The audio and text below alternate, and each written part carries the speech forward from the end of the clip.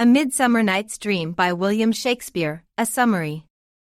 There was a law in the city of Athens which gave to its citizens the power of compelling their daughters to marry whomsoever they pleased, for upon a daughter's refusing to marry the man her father had chosen to be her husband, the father was empowered by this law to cause her to be put to death.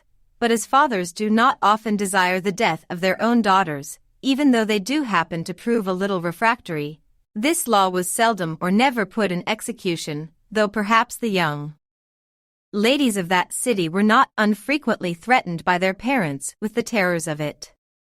There was one instance, however, of an old man, whose name was Aegeus, who actually did come before Theseus, at that time the reigning Duke of Athens, to complain that his daughter Hermia, whom he had commanded to marry Demetrius, a young man of a noble Athenian family, refused to obey him, because she loved another young Athenian named Lysander. Aegeus demanded justice of Theseus, and desired that this cruel law might be put in force against his daughter. Hermia pleaded in excuse for her disobedience, that Demetrius had formerly professed love for her dear friend Helena, and that Helena loved Demetrius to distraction, but this honorable reason, which Hermia gave for not obeying her father's command, moved not the stern Aegeus. Theseus, though a great and merciful prince, had no power to alter the laws of his country, therefore he could only give Hermia 4 days to consider of it, and at the end of that time, if she still refused to marry Demetrius, she was to be put to death. When Hermia was dismissed from the presence of the Duke, she went to her lover Lysander, and told him the peril she was in, and that she must either give him up and marry Demetrius, or lose her life in 4 days.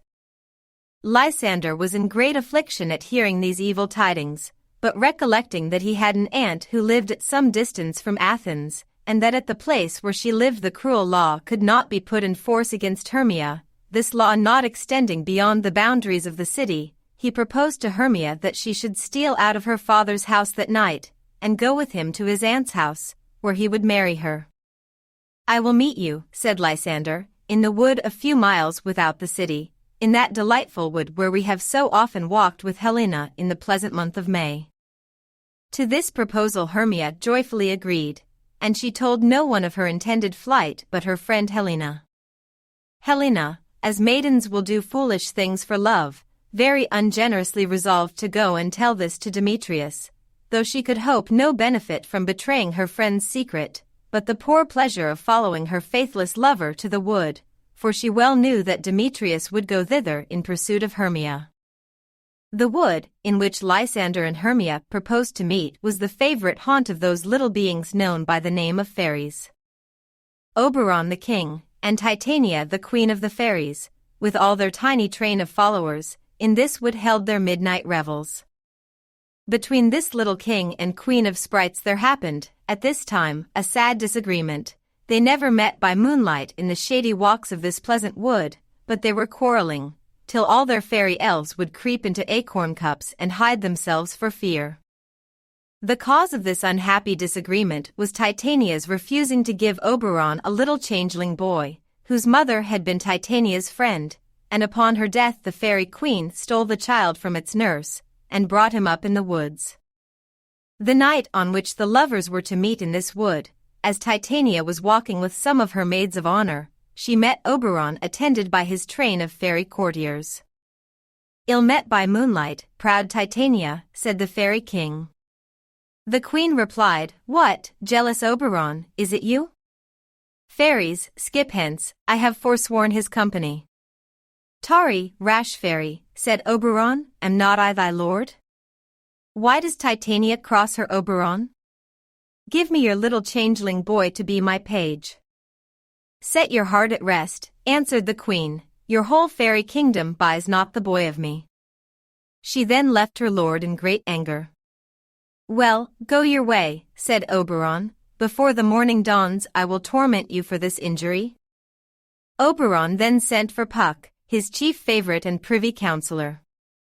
Puck, or as he was sometimes called, Robin Goodfellow, was a shrewd and knavish sprite that used to play comical pranks in the neighboring villages, sometimes getting into the dairies and skimming the milk, sometimes plunging his light and airy form into the butter churn, and while he was dancing his fantastic shape in the churn, in vain the dairymaid would labor to change her cream into butter, nor had the village swains any better success. Whenever Puck chose to play his freaks in the brewing copper, the ale was sure to be spoiled. When a few good neighbors were met to drink some comfortable ale together, Puck would jump into the bowl of ale in the likeness of a roasted crab, and when some old goody was going to drink he would bob against her lips, and spill the ale over her withered chin, and presently after, when the same old dame was gravely seating herself to tell her neighbors a sad and melancholy story, Puck would slip her three-legged stool from under her, and down toppled the poor old woman, and then the old gossips would hold their sides and laugh at her, and swear they never wasted a merrier hour. "Come hither, Puck," said Oberon to this little merry wanderer of the night. "Fetch me the flower which maids call love and idleness. The juice of that little purple flower laid on the eyelids of those who sleep will make them, when they awake, dote on the first thing they see.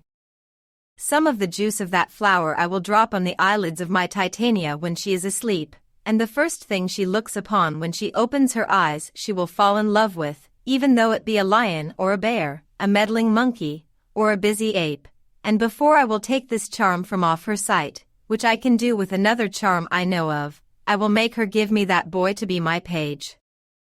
Puck, who loved mischief to his heart, was highly diverted with this intended frolic of his master, and ran to seek the flower, and while Oberon was waiting the return of Puck, he observed Demetrius and Helena enter the wood. He overheard Demetrius reproaching Helena for following him, and after many unkind words on his part, and gentle expostulations from Helena, reminding him of his former love and professions of true faith to her, he left her, as he said, to the mercy of the wild beasts, and she ran after him as swiftly as she could.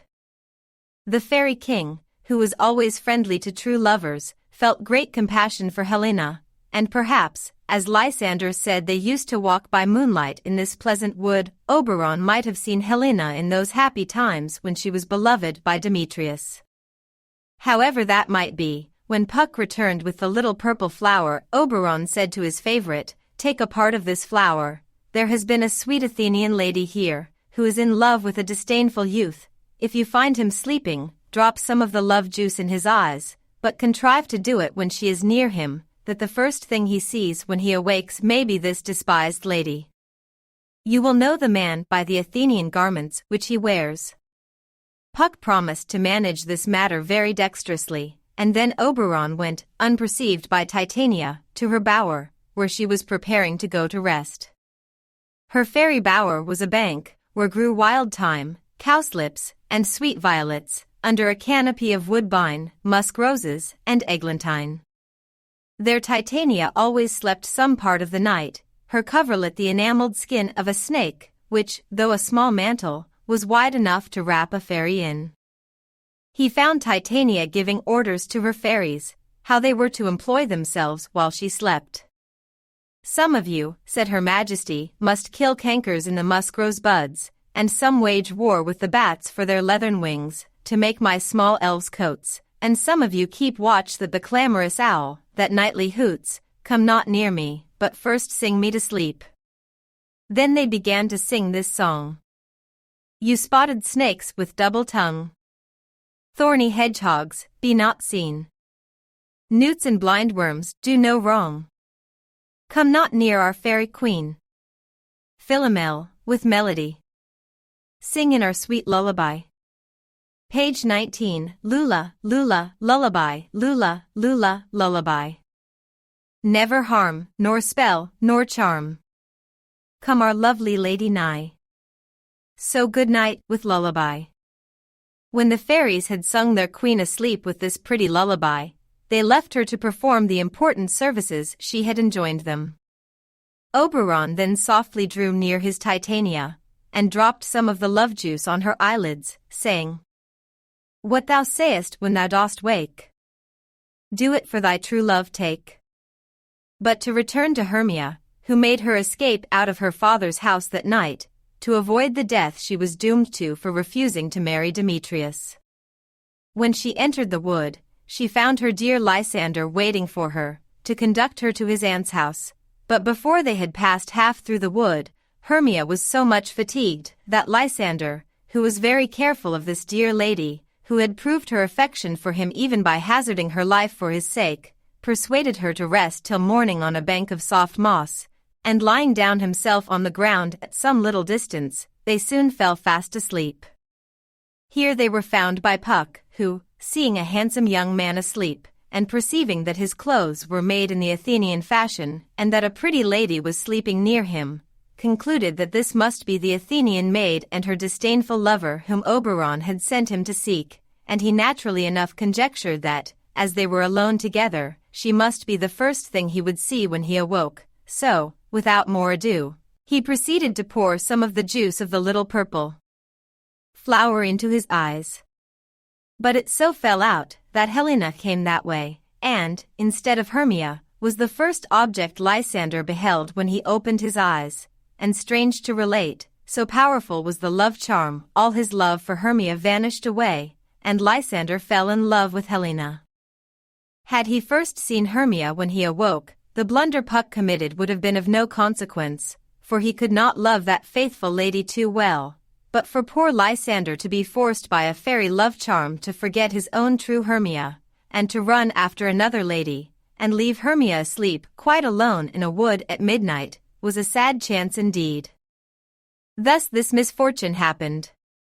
Helena, as has been before related, endeavored to keep pace with Demetrius when he ran away so rudely from her, but she could not continue this unequal race long, men being always better runners in a long race than ladies.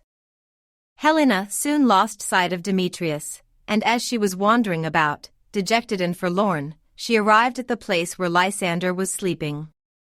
"Ah," said she, "this is Lysander lying on the ground. Is he dead or asleep?" Then, gently touching him, she said, "Good sir, if you are alive, awake." Upon this Lysander opened his eyes, and, the love charm beginning to work, immediately addressed her in terms of extravagant love and admiration, telling her she as much excelled Hermia in beauty as a dove does a raven, and that he would run through fire for her sweet sake, and many more such lover-like speeches. Helena, knowing Lysander was her friend Hermia's lover, and that he was solemnly engaged to marry her, was in the utmost rage when she heard herself addressed in this manner, for she thought, as well she might, that Lysander was making a jest of her. "Oh," said she, "why was I born to be mocked and scorned by everyone?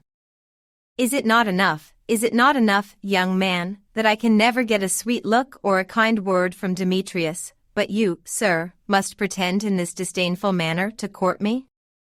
I thought, Lysander, you were a lord of more true gentleness." Saying these words in great anger, she ran away, and Lysander followed her, quite forgetful of his own Hermia, who was still asleep. When Hermia awoke, she was in a sad fright at finding herself alone. She wandered about the wood, not knowing what was become of Lysander, or which way to go to seek for him. In the meantime Demetrius, not being able to find Hermia and his rival Lysander, and fatigued with his fruitless search, was observed by Oberon fast asleep. Oberon had learnt by some questions he had asked of Puck, that he had applied the love charm to the wrong person's eyes, and now having found the person first intended, he touched the eyelids of the sleeping Demetrius with the love juice, and he instantly awoke, and the first thing he saw being Helena, he, as Lysander had done before, began to address love speeches to her, and just at that moment Lysander, followed by Hermia, for through Puck's unlucky mistake it was now become Hermia's turn to run after her lover, made his appearance, and then Lysander and Demetrius, both speaking together, made love to Helena, they being each one under the influence of the same potent charm. The astonished Helena thought that Demetrius, Lysander, and her once dear friend Hermia, were all in a plot together to make a jest of her. Hermia was as much surprised as Helena. She knew not why Lysander and Demetrius, who both before loved her, were now become the lovers of Helena, and to Hermia the matter seemed to be no jest. The ladies, who before had always been the dearest of friends, now fell to high words together.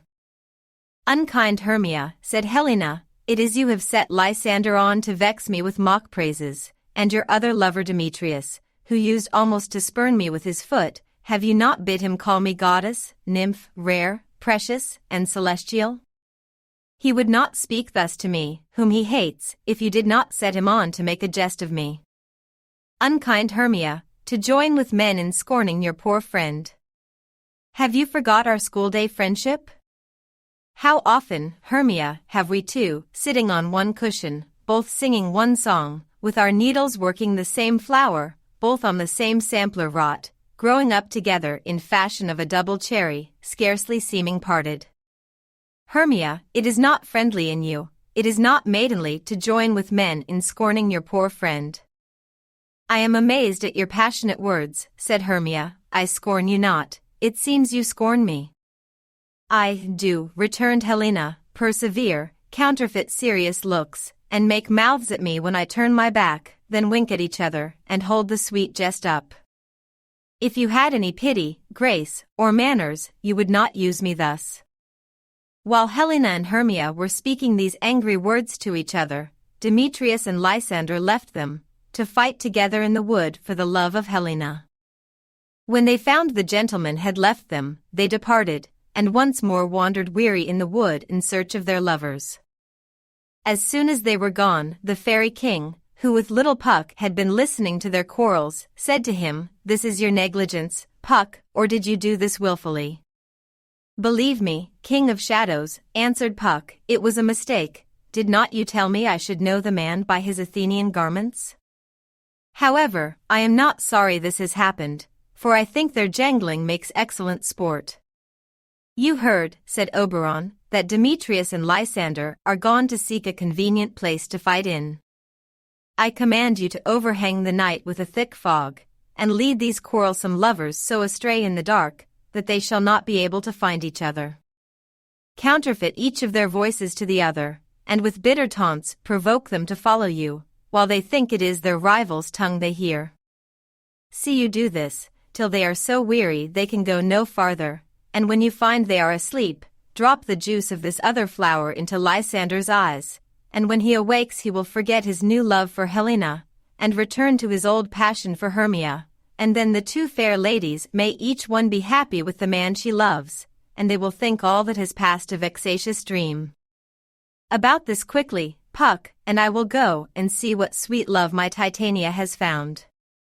Titania was still sleeping, and Oberon, seeing a clown near her, who had lost his way in the wood, and was likewise asleep, "This fellow," said he, "shall be my Titania's true love," and clapping an ass's head over the clown's, it seemed to fit him as well as if it had grown upon his own shoulders.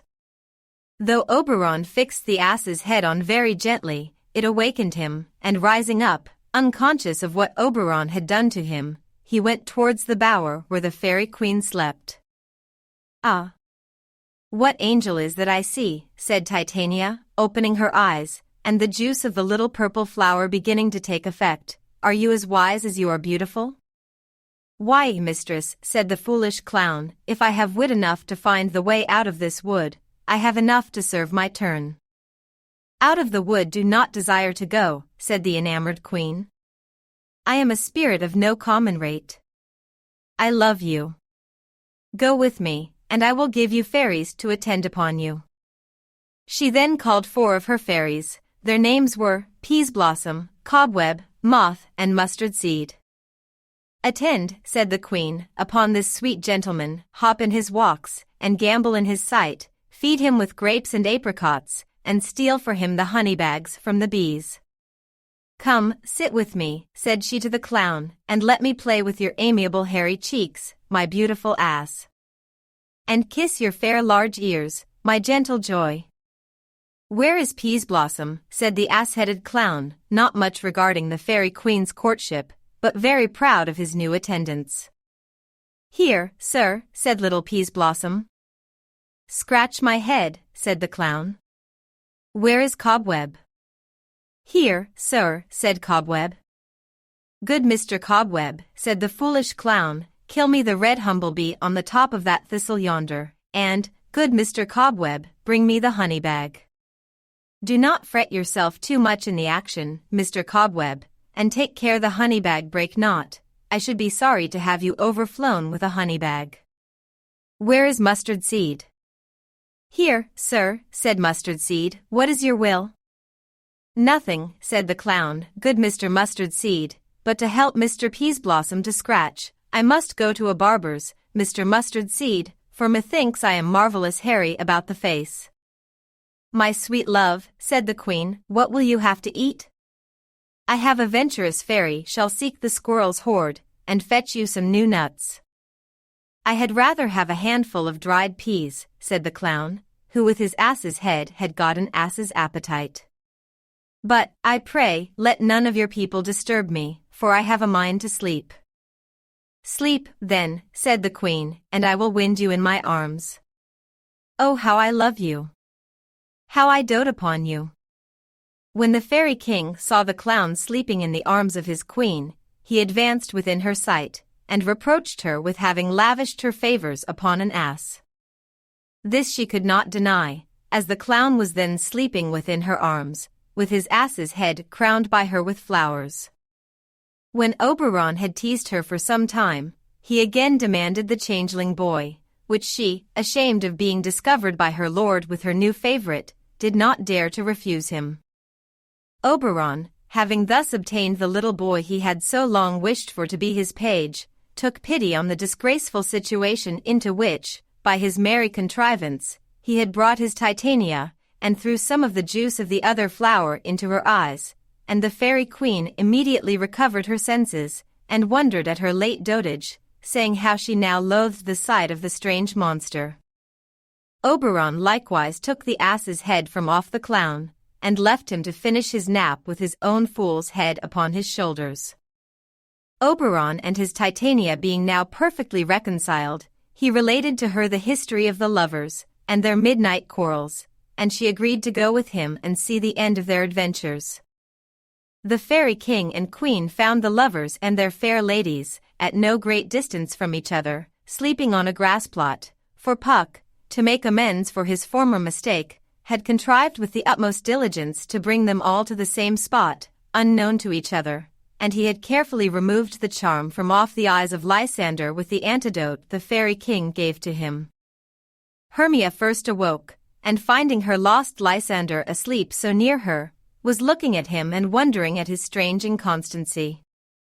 Lysander, presently opening his eyes, and seeing his dear Hermia, recovered his reason which the fairy charm had before clouded, and with his reason, his love for Hermia, and they began to talk over the adventures of the night, doubting if these things had really happened, or if they had both been dreaming the same bewildering dream.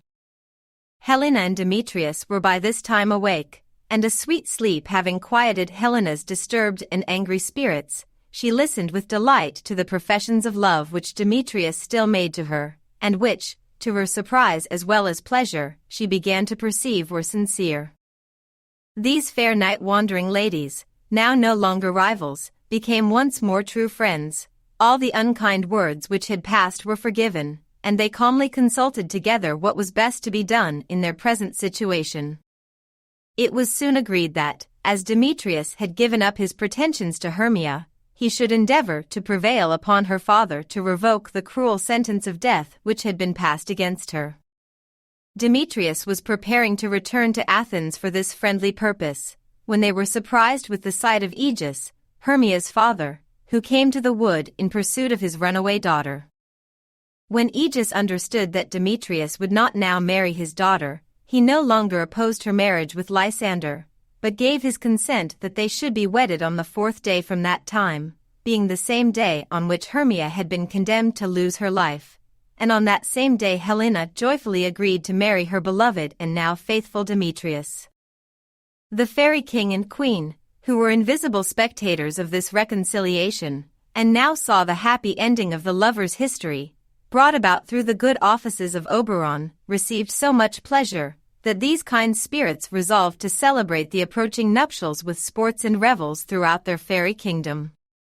And now, if any are offended with this story of fairies and their pranks, as judging it incredible and strange, they have only to think that they have been asleep and dreaming, and that all these adventures were visions which they saw in their sleep, and I hope none of my readers will be so unreasonable as to be offended with a pretty harmless Midsummer Night's Dream.